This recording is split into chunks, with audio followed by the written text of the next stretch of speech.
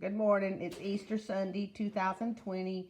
We're in a pandemic, so we cannot go to church. Harley wanted to give our sermon this morning. Okay, so I'm so nervous, sorry. Alright, so I'm going to open it up with a quote. And the quote is, "When we come to Him in times of sorrow or brokenness, He hears our cries just as well as when we come to Him with all of our words in order." So from that, I personally take that it's better to come to Him in our times of sorrow than when we're all dressed up at church. It's good to do both, but He's there when you're broken, and He's there when you're crying and in your little dark moments.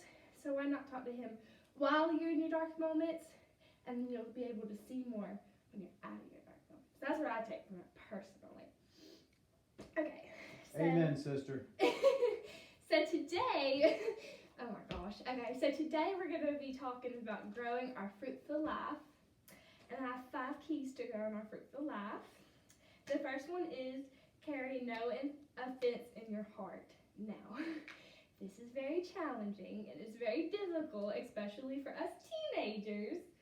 But it's very important to forgive and to love people around you. I have this saying, and it's "be like Jesus." I love that saying. And of course, Jesus carries no offense in his heart. He loves everyone, and he forgives them, and he doesn't hold anything against them. So I think that's a really good thing to do. The second one is celebrate other people's victories. Now, the way I see it is you want people to celebrate your victories. You want people to be there in your good times. So make an effort to be in people's victories and their good times, so they'll be in yours. Even if you think it was supposed to be your victory, or if you think it was supposed to happen to you, it's still good to celebrate because it humbles you and it shows people that you care. And the third one is know that you are loved not because of what you do, but because of who you are. I adore this one because, you could be like a school teacher or you could be like a doctor and stuff. Of course, people appreciate what you do, but they love you for your personality just as well as Jesus does. So I think that's pretty good. The fourth one is don't allow... Preach it, Harley. I'm preaching! The fourth one is don't allow fear or control to rule your life. This is very challenging, especially where we are right now, what's going on in the world. But I think it's very important to know that fear is temporary. You're going to have your bad days, but you have more good than bad. And it's very difficult to not let things that are happening in the world right now control how you live your life. But I think it's good to look at the good instead of the bad, and let the good control your life instead of the fear and worry about what is going on in the world. Because God's got the world in his hands, so you're fine. And then the last one is pursue Jesus in all. Like I said, be like Jesus, love, forgive, and just be nice. Alright, so I'm going to start this off with,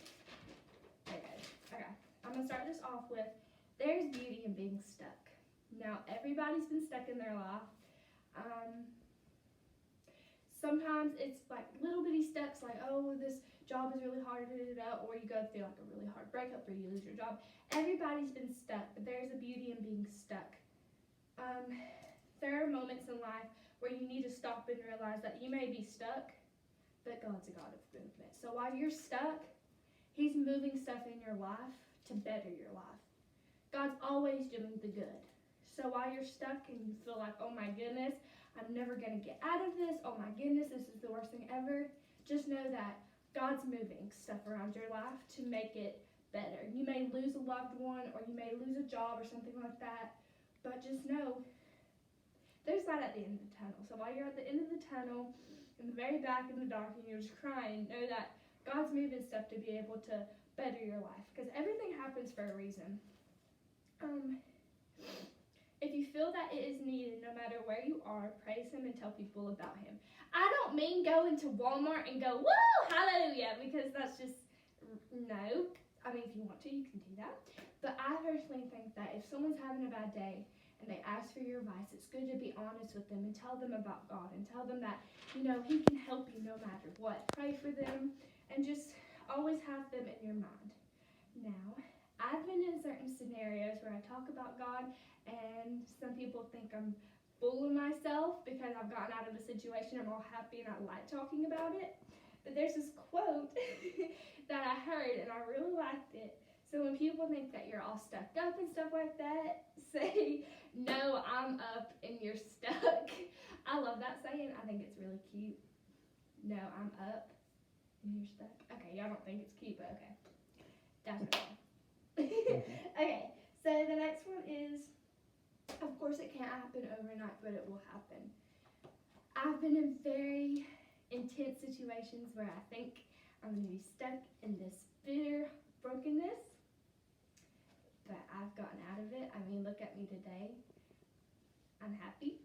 So I've gotten through a lot with friends and family and stuff, but mainly praying and knowing that God bless you. It's okay. Knowing that God has control and that it's going to get better. Now I have a quote. It says, He sends the raw materials and you decide what to do with them. Now, in your stuck and broken place, when you lose people, you gain people. Not always, but most of the time you gain people. So it depends on what you're doing with the things that God is sending your way, with how, bless you, with how your life turns out. Now, if you're in this old pattern of treating someone in a really bad way, or you think that they did this in the past or they're going to do it again, you're kind of not really making anything out of the new. So it's very important to have an open mindset when God sends you new things. I have a verse, and it's Psalms 24:14. One part of it says, You've got someone standing beside you that's stronger than the one against you. I think I love that one because in your darkest moments when you feel like so many people are against you, when you feel like the world's against you, you got someone greater than you. Someone who made the world, made the person against you, who knows how it's all going to end. They're next to you, and they're not against you, they're for you. So they're going to help you. And I love that one because... I'm sorry. Okay, I like that one. And then another part says, God is faithful and He will not let you be tested beyond your strength. When things are sent your way that you feel like are against you, they're not beyond your strength. Like, you can handle it. Like, even in your darkest moments when you think that you can't handle it, you can handle it because God's got you. Okay, so I've been into, like, Greek words. And so I have this one Greek word. I'm going to try to pronounce it. It's yono-u. I hope I said that right. But it's, the meaning of it is a pure and well-balanced mind, a good spirit, and then parentheses, I put beautiful thinking. Now, it's very difficult to have beautiful thinking, especially in times of sorrow and brokenness and the things that we're going through. Love that. In times of brokenness and where we're at right now in the world. But it's very important to think about the outcome of situations, and it's very difficult to think, even though this is difficult, it's making me stronger as a person, and it's making my relationship stronger with God when I turn to God and when I praise God. So it's very difficult to change your mindset of certain things. I know that in certain situations at school, I would think certain things that were really mean, which I shouldn't have thought, but I did. So it's very important to change your mindset and to sit there and think more beautifully the negative, you know what I mean. Okay, so don't let an old mindset make no room for the new. So let's say a certain person walks out of your life and then a new person walks in. If you have the old mindset that you had with that person, that relationship with that new person is going to be just like your old relationship. So it's very important to try to have a new mindset. Know that God sends you good things instead of bad things, so try to make the best of it and think the best. I have a quote. It says, your mind is more crowded than your closet. Now, if y'all don't know me, my closet is very crowded. I have a lot of clothes, but my mind's pretty crowded. And I'm sure everybody's minds are crowded right now, but it depends on what you crowd your mind with that makes you react to certain things the way you do. So let's say that instead of thinking positive about the situations that are going on in the world, I'm thinking negative. I'm thinking, oh my goodness, this is, I'm going to be negative all the time. I'm going to be unhappy all the time, and I'm not going to want to do things. I'm not going to want to go to church. I'm not going to want to open my Bible. I'm not going to want to be doing anything, but take out the negativity and think positive. Now, some people are like, oh, I can't do that. You have control over your thoughts. You have control over what goes on in your mind and what you say to people. You have control over people. I mean, not people, but your thoughts and what you say towards people. So whenever you start to think something negative, I always say devil no. Like in my head, I'm like, And it normally goes away after I say that. So you have control over what you say to people and what you think about people. So it's very important to have a new mindset going into new things. If you carry the same patterns from old relationships into the new, you didn't make room for the new. Let's say I'm in a new relationship, and I'm taking things that happened to my old relationship into my new relationship. I'm thinking, oh, since they're not texting me back in an hour, they're cheating on me. Or let's say that, I don't know, they don't text me all day, so they don't want to be with me. Don't think like that. It's very important to try new things and be open-minded with new things and new relationships in your life. It's very challenging because you get in your head a lot, but it's very important to just pray, know that God's got it, and keep going. You are going to have to confront your old ways of dealing with people if you want God to bring in new people. Now, we've all been very mean to someone. You can't deny it. We've all said something mean to someone. We've all lashed out at someone.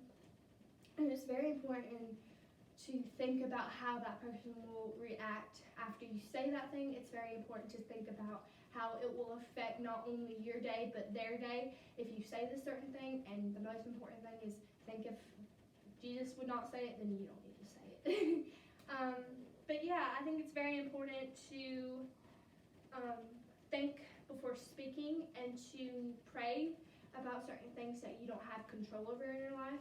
And one thing that I found out is that sometimes you can put yourself in that broken place by repeating your old patterns and by taking the bad out of the good. You put yourself back in this dark and broken place with a relationship. You can say all these nasty things and say it towards them, and then it lashes back at you and it goes back and forth, and now you're back in this broken place because of your actions. And I think it's very important to just not worry about the bad because God's got it, and if it's not meant to be, God's got something better for you. It's very important to be positive. You can't be positive 24/7, but when you can't be positive, shut your mouth and pray. Okay, I'm done. Thank you. Very good. All right.